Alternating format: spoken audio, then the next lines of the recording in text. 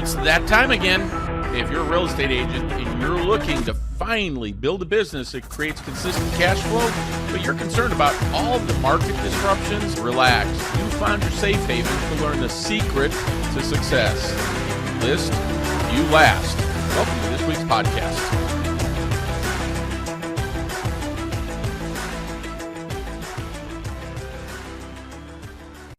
Hey, welcome fellow listing agents. Bob Mangold, also known as the Listing Coach, here with episode 33 of the If You List You Last podcast. As always, thanks for listening, sharing, and downloading.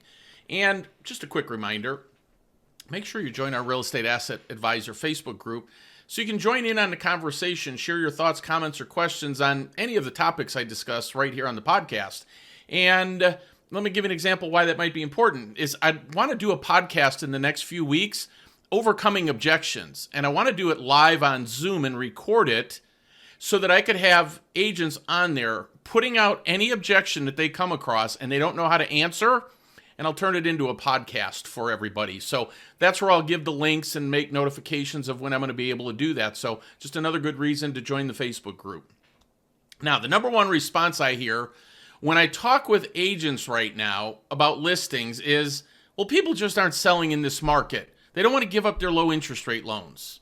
The truth, there are segments of the market that will always be selling homes. Always. No matter what the interest rates are, what the real estate market's doing, or how the economy's growing, good or bad.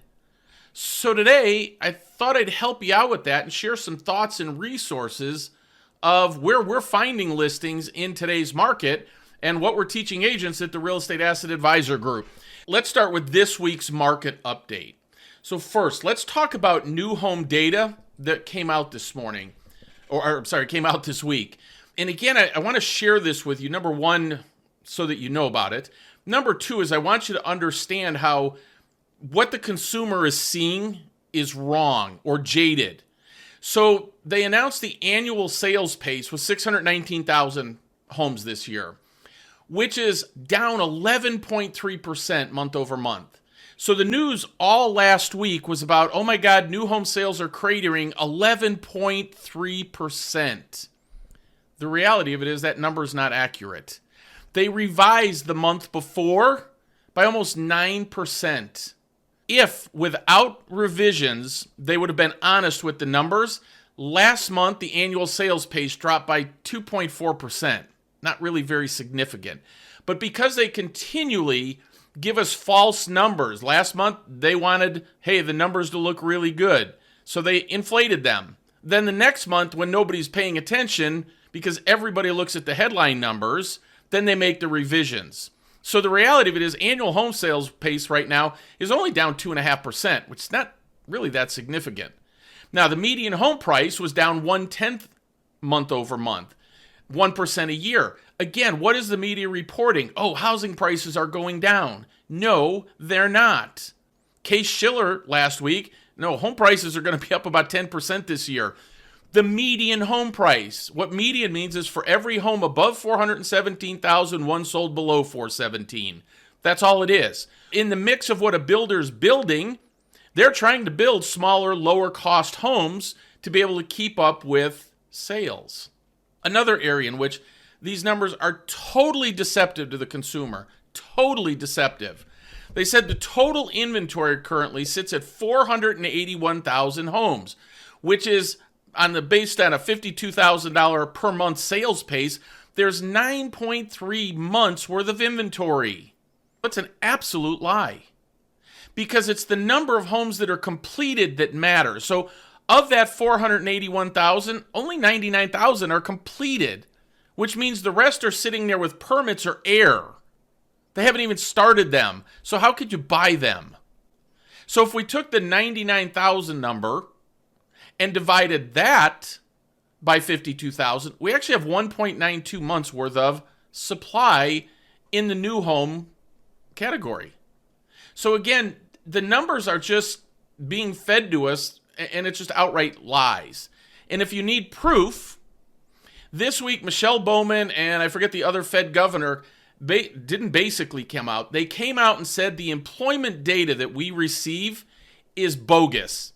It's BS. They don't even know where they're getting the numbers from. So you hear me all the time talk about, hey, they released this number this week and wow, the jobs were great. All they did is would make seasonal adjustments. What's a seasonal adjustment? They make whatever number they want up for it. And so consequently, employment data is completely false. And now Fed board governors are saying the same thing, that the numbers are a lie and they don't even know what the real employment data is. But the one thing Michelle Bowman said, she knows that it's not good. Again, we have to know this because our job now is to educate the consumer.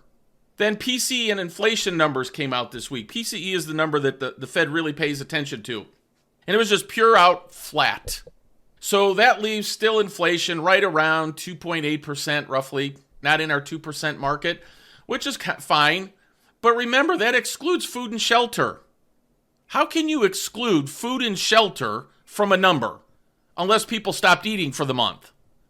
So again, we just make those numbers look however we want them to look. Because anybody who goes to the grocery store, anybody who goes to the gas prices, I don't really fill up that often. It might be every 2 weeks. When I went to fill up this week, it was like 27 cents a gallon more expensive than when I filled up a couple weeks ago. How can you say we don't include that? The important thing is how will the bond market react? And the truth is on Friday, it didn't react particularly favorable. Nothing horrible, but what happens is when they say inflation is cooling, it means the Fed is getting closer to maybe cutting rates, right? So once we get inflation under control, then the Fed's going to cut rates. Well, the truth is if the numbers are a lie, then we really have higher than 2.6. Right now, the Fed's not cutting that interest rate anytime soon. If they cut the rate in September, I would be shocked because they will be accused, and rightfully, of election interference. Now, if they have numbers that they can come out and say, hey, we better do this in September before the market crashes, that would be a different thing. But so far, none of the data supports that. So I still believe while interest rates have come down a little bit, that will certainly help the real estate market. But again, don't look for any wholesale changes anytime soon.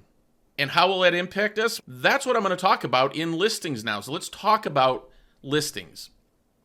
Again, the number one thing I hear is, hey, low interest rates are preventing listings. Now, the reality is homeowners are running out of cash. Credit card balances are at an all-time high. We've never been in as much debt as we've been in. The savings rate has crashed, meaning people don't have money in the bank anymore. And their cash flow is being crushed between debt and inflation. Pay is not keeping up with inflation, meaning our buying power is substantially down. All of those things are true. And people not selling their house because of the interest rate. It is true, but if we actually did a mortgage and debt analysis for people, and I'll just give you an example, and just the numbers are approximate. I don't remember the exact numbers, but I did this with a client a couple weeks ago, and he had the same thing. Hey, I don't really want to do this, but I don't need this big house anymore, and I have a low interest rate. He was a widower, and et cetera. So he didn't need this big house, but my gosh, I just don't want to give up my 3% rate. When we did a mortgage analysis, we looked at what his credit card debt was, his payments, his car payments were, his ability to save any money. He's retired. It was not good, right? It was an ugly scenario. I'll just leave it at that. And what I did is I just said, here's what we can do. When you sell your house, approximately for this, you're going to have X dollars available to you. Then let's take the dollars and pay off all the credit cards, which were substantial, right? So substantial to me is anything above $30,000, and credit card debt to me is substantial. Bear in mind, folks, that interest rate on those things are almost 30%, and they're not deductible. So I did a mortgage analysis, said, hey, when you sell a house, let's pay off all these other things. You'll still have enough money to take and put a down payment down to keep you under 80% LTV, so you're not going to have mortgage insurance. And yes, your interest rate will be higher, but his cash flow difference, meaning how much money was leaving his house each month by doing that, it was like $1,450 a month less, even with the higher interest rate. And he had no debt. And then when I factor in the tax break that he gets on the mortgage interest versus the interest on the credit card debt, that actually went to over $2,100 a month. He had more money available for cash flow, for living when he's retired. So while they may say that, folks, you say, hey, when was the last time you actually did a total debt analysis to see what your actual true interest rate is on all your debt. Because we know people are in debt at all-time highs. And we know all those other things are true. What if we were able to take and help them switch homes and be able to increase their cash flow even though, yes, their interest rate was higher? So number one, you need to do a mortgage and debt analysis. So let's talk about 7 different sources, really 8 different sources where you can find listings. Let's do the low-hanging fruit, FSBOs and expireds. Everybody should be doing that. Now, I say that, and I know that 99% of your listing won't. And so I don't have the time to go into it on the podcast, but one of the Elevate Business briefings that we do every other Wednesday is on what do you say to FSBOs and expireds, right? How do we do this? How do we get the listing? So different class for a different time. But folks, FSBOs and expireds are there in every single market. So why wouldn't we reach out to them? So those are the low-hanging fruit. Number 2 is divorce. People getting divorced. Here are the numbers, guys. These aren't my numbers. 19.1% of every homeowner will sell their house in the first year after they file for divorce. 48.4% will sell in the second year. That means for every 100 people that own a home that get divorced, 67.5% of them will sell their home in 24 months. Now, I've had agents actually tell me, oh my God, that's so low class that you would even talk about this. I don't get it.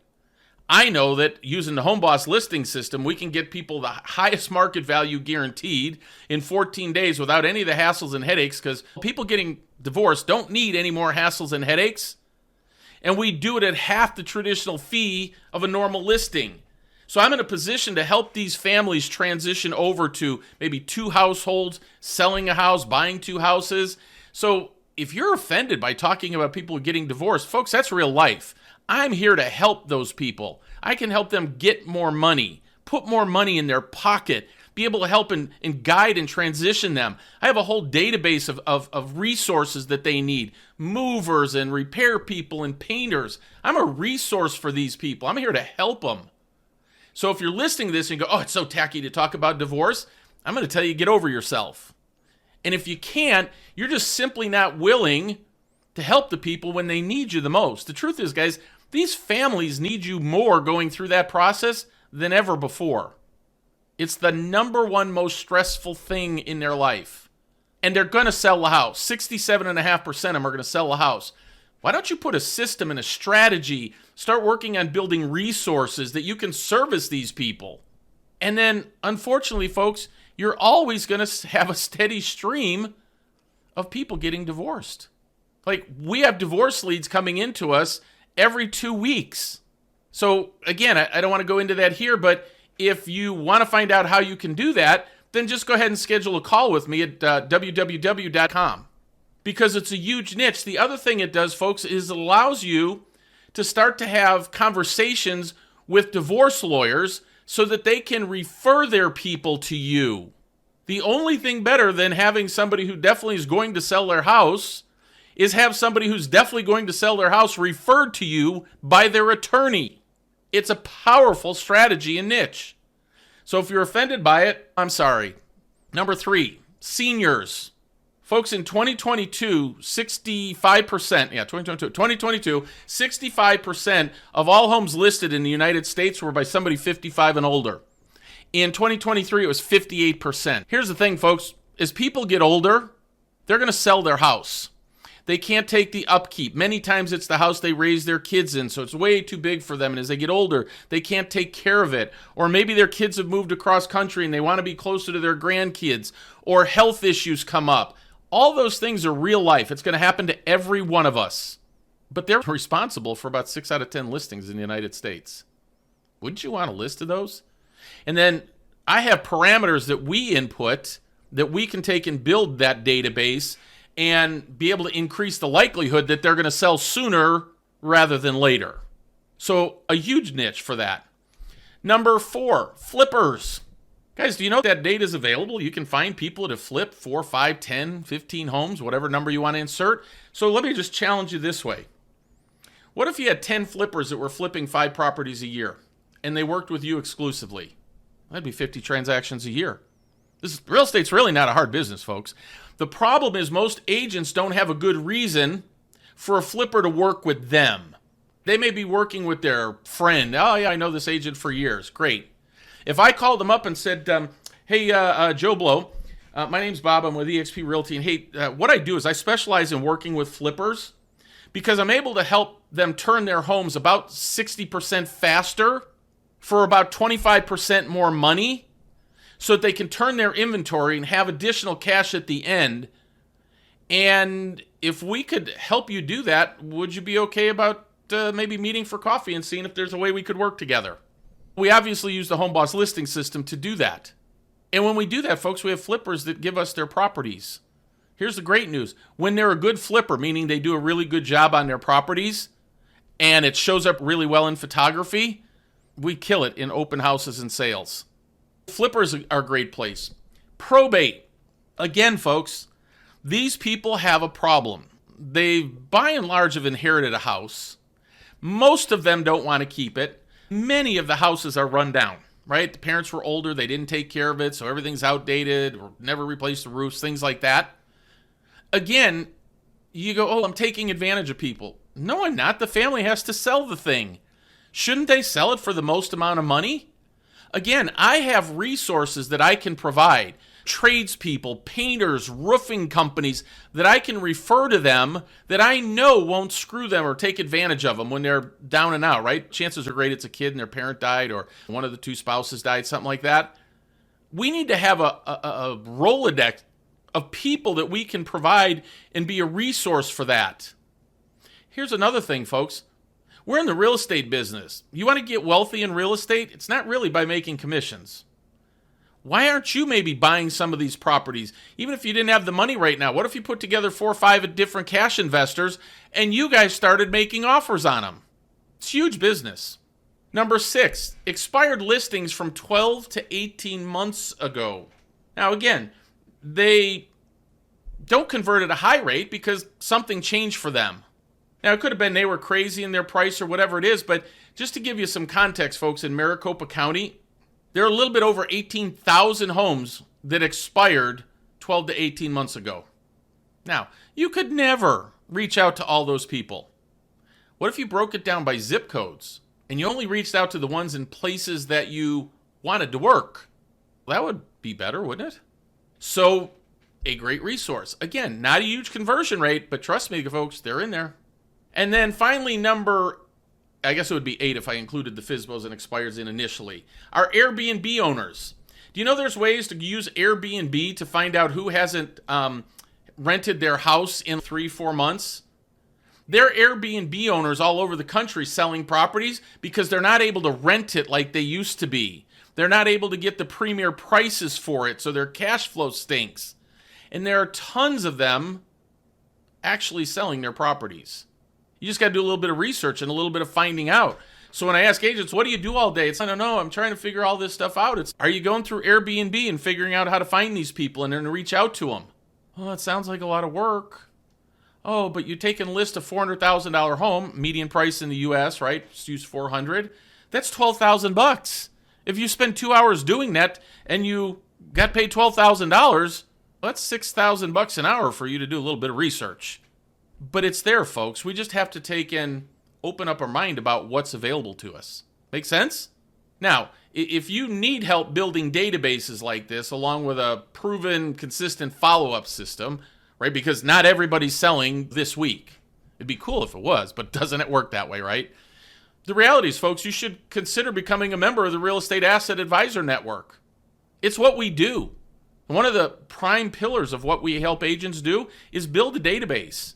And build it to a number that they can handle and manage, right? That could be 2,000, 5,000, 10,000, 15,000 people.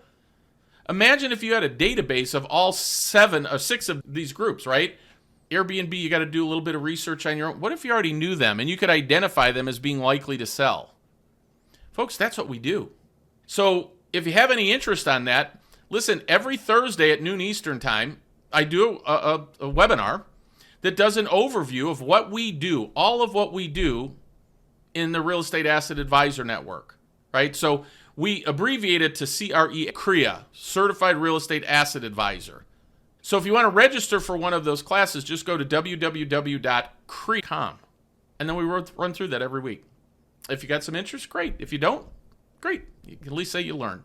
So I wanted to share these resources with you this week because I thought it would be important to start to understand the market differently and start to examine it, right? Hey, if I was you and I'm not listing like I should, I'd start in my database. And if you don't know how to do a mortgage and debt analysis, gosh, I would hope your loan officer would know how to do that.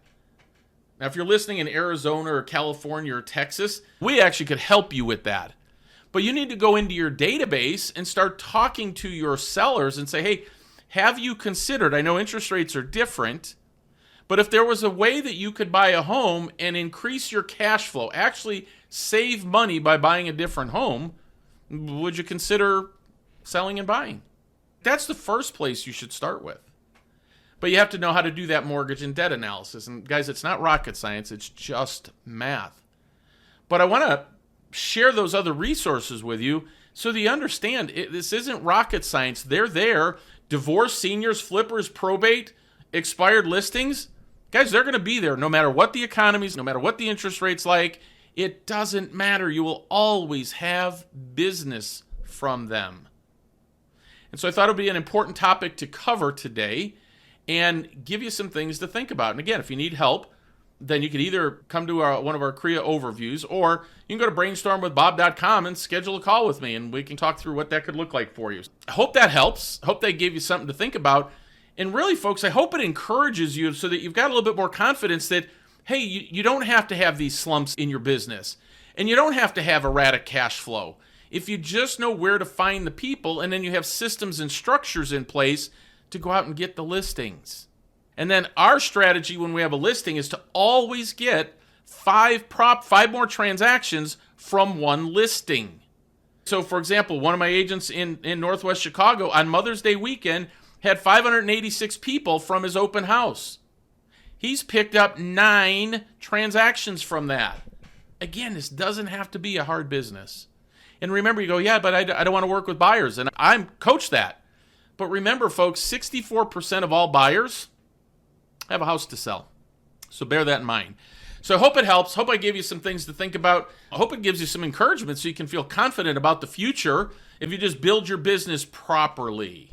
So that's it for this show. We'll talk to you next week. And remember, if you list, you last. Have a great weekend. Go out and take some listings.